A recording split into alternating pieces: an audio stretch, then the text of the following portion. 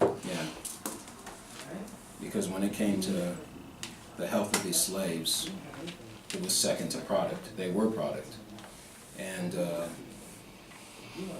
you know, they wouldn't even believe them when they were seriously ill anyway. The only time that they were believed when they were seriously ill was when it was actually visible, physically visible.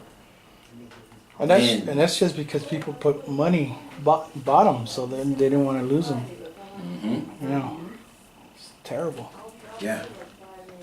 So you could be bent over from all manner of disease. If they couldn't see it, you better get back out there, because then you get beaten, and you get whipped, and you get torn apart. Distinctions. There's three main distinctions: an herbalist, a conjurer, and a root doctor, or shortened to just doctor, or doctress if you're a female. So herbalist, conjurer, root doctor / doctor.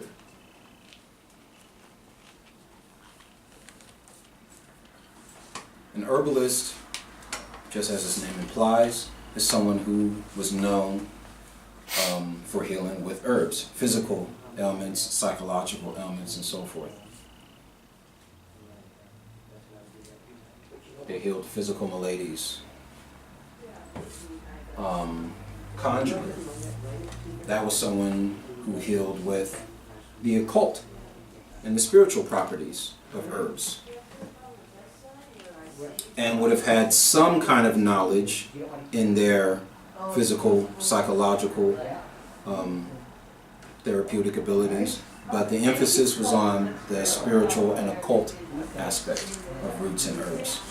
That was the conjurer. Healing people's problems, dealing with people's issues from that perspective. And then you had the doctor, or the root doctor, who was someone who was equally versed in herbalism and in occult medicine, who was equally versed in how to use a root or an herb for dealing with physical ailments and also for dealing with occult issues.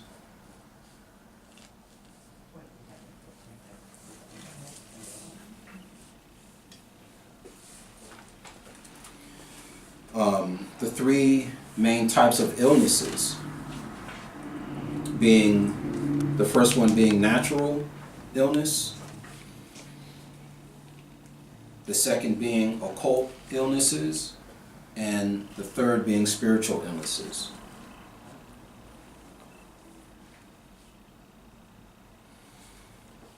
Natural illnesses, obviously, you know, you caught a cold, or you ate something that made you sick, or so on and so forth. You know, things that happen naturally, or are a result of the natural world. Germs, pathogens.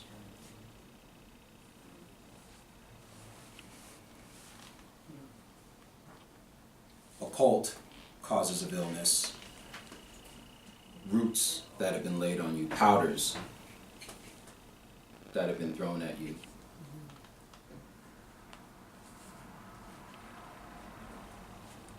You know, illnesses, things happening in your life that are the direct result of someone's... Someone does that to you. Someone working on you. Specifically to you. Yeah. Someone casting on you. Someone throwing at you, as would be said. Direct result of somebody throwing at you.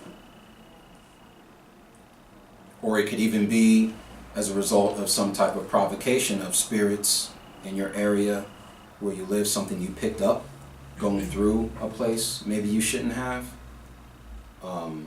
Something caused by a spirit that you weren't ready to work with, or you called upon without knowing what it was that you were bringing into the space.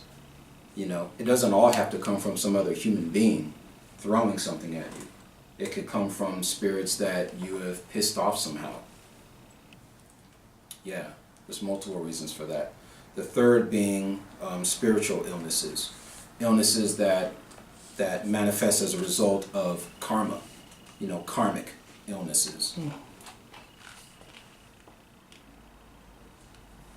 What would be something like that? It could be some type of disease, or like for example, in Ayurveda, asthma attacks are said karmically to have been caused by the individual for whom in their past life they killed animals indiscriminately. So for those who killed animals indiscriminately in their previous life or past existence, this is what creates the karma for having asthma attacks. That would be something karmic. And it could be something that happened in this life, something you did to someone unjustly, and now it manifests as, the door slamming on your finger. It manifests as a car accident. It manifests as some flu that you can't get rid of, so on and so forth. Even a tumor or something like that. Correct. Absolutely. Something that's a direct result of our actions, of either body or speech, that we have committed against others or our environment. You see, and the misdeeds that we engage in against our environment is yet another way of bringing on the provocations of the spirits of that environment. Very true.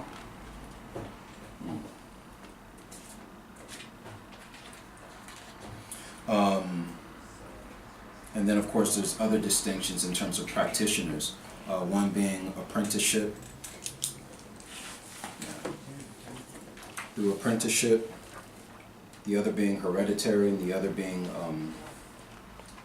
what's called the call. So apprenticeship, you're studying under somebody, right? You have an interest in it, and you go to study under someone, and so forth. Apprenticeship. Hereditary. The hereditary practitioner. You were born into it. It's a part of your bloodline. Whether it be herbalism, conjure, or root doctoring. And then, of course, there's the call, which is you have no particular association with any lineage, or at least you don't think you do. You may not know it. And you get the call, and it's all there for you. You just get right into it. What would you say yours is? Would you say yours is hereditary? My experience is more of the call, because I didn't have any background or interest, I know some folks wouldn't associate, they wouldn't say, magic spells with like hoodoo, they just wouldn't use those terms.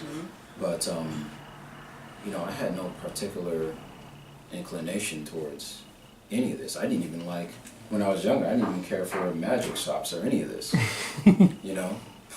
I really didn't. And, your ancestors were. Or herbs or plants. Probably. Herbs and plants, yes. Yes. Herbs and plants for the medicinal and for what I've termed inner root work, how we can use roots and herbs internally for spiritual development and awareness and refining awareness and so forth. Yes, that's been there for quite a while, quite some time. So that's over a decade, And herbalism in general, that's got to be going back like 15 plus years.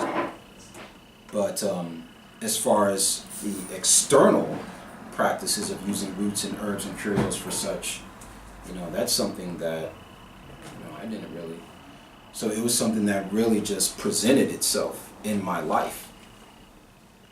And then when I began working with the ancestors, because it really started there, being introduced to that, working with them, that's when everything else really started happening, was responding to what was presenting itself, working with these individuals, and then having everything else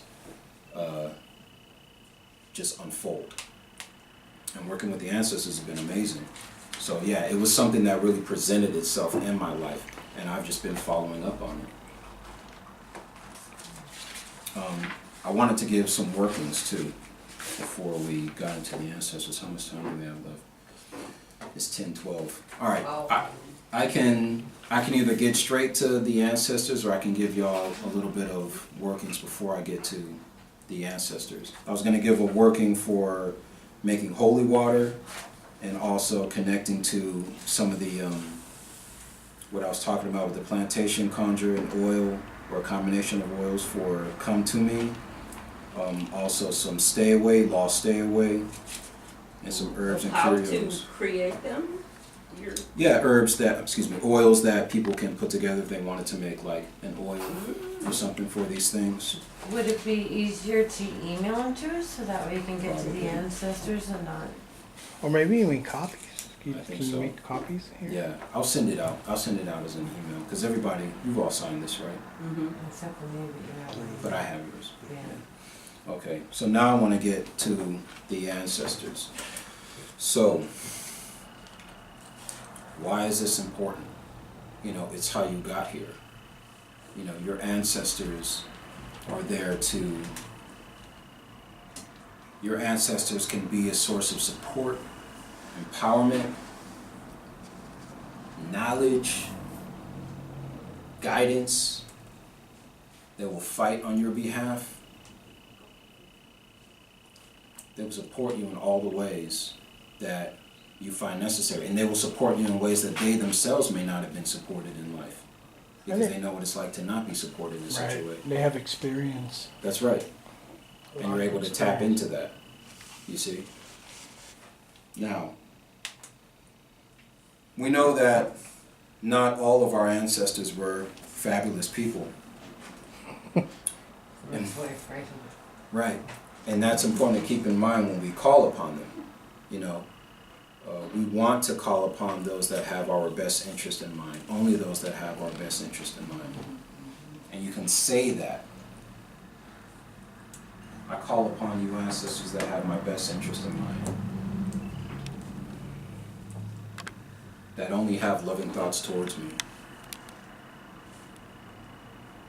I call upon you, ancestors, that sit with me and guide me rightly, and support me and want to see me have the best things in life, or some combination thereof. You know, you want to make sure you're addressing yourself to your highest self,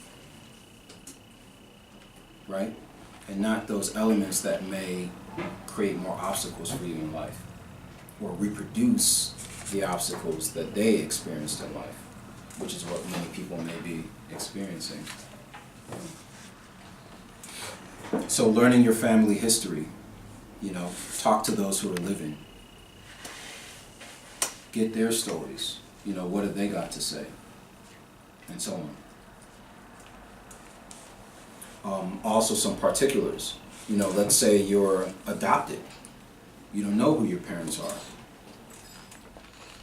Two options. One is to address those who are unknown to you, because even when you're invoking them and you're saying, you know, I call upon you, ancestors, you know, known or unknown. You know, you can say that, known or unknown, that only have loving thoughts towards me, and so on and so forth, as what you have written down. Number two is, because you were adopted, that means you're now a child, a descendant of those people who adopted you. You have their love. You may not have the love of all those going back above them, but you are now considered a part of their family. Literally considered a part of their family. So then that then opens up the door and gives you the right to call upon their ancestors who are now yours. But you can also ask, hey, give me information, give me guidance on where I can find my blood ancestors. You see? And see what that reveals, see what direction you're pointed into. And also just get a blood test. You know, we have these resources now. Get a blood test, and that should help cater and tailor, you know, your investigation. Same goes for marriage. When people get married, their ancestors become your ancestors. You're connected now. That's another thing to keep in mind. So for orphans or those who have been adopted, and also marriage. You know, when, like that saying, when you marry someone, you marry their family, you marry their ancestors too. And we also want to remember to elevate our ancestors. This is very important. Ancestors are one of, if not the most important element in Hoodoo. Because we wouldn't have the science if it wasn't for the ancestors. We wouldn't have the science if it wasn't for those that came here. And the horrors that they endured, both in coming here and in choosing to stay alive. So the ancestors, paramount. And working with them just opens up so many doors and clears up so much bullshit. It's unbelievable. Yeah. I mean, once you really learn to work with your ancestors and you're elevating them and empowering them, I mean, it decreases the need to go to saints, to go to other such powers. When you're really working with your ancestors as you should and empowering them and doing work on our half to clear up any obstacles and obscurations that they may have accumulated throughout their lifetime, regardless of where they've been reborn. Right? Because if you believe in reincarnation, they could be all over the place. One could be a dog, one could be a giraffe, one could be your neighbor, you know, one could be reborn in the God realm or in the realm of the demigods, the Asuras, you know. Even by making offerings on their behalf, you know, they will still see opportunities and things open up for them in their existence, in their life. And that will resonate back to you.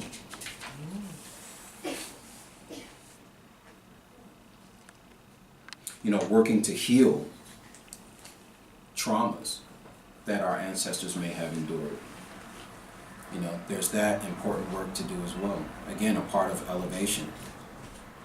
You know, doing and engaging in practices, mantra, meditation, offerings to heal those traumas. Because when they're not healed, they begin to manifest either in our life, if it hasn't already, or in our descendants' lives as well. Or maybe one